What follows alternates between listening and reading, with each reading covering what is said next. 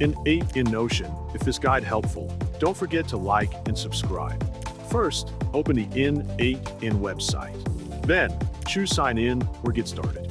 Once you're on the main page, click Start from Scratch to begin a new project. Inside the editor, click the plus icon in the center. The Triggers menu will appear on the right. You'll see options like Trigger Manually, App Event, Schedule, Webhook, and more. Select App Event, search for Notion, then click the right arrow icon. Choose Create a Database page. A pop-up will appear. Under Credentials, click Create New Credential. To get the integration token, go to the Notion website.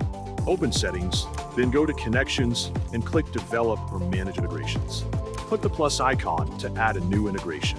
Enter a name, select your workspace, and click Save. Go to the Access tab, click Select Pages, choose your workspace, and click Update Access. Now, return to Configuration, copy the internal integration token, and go back to N8N.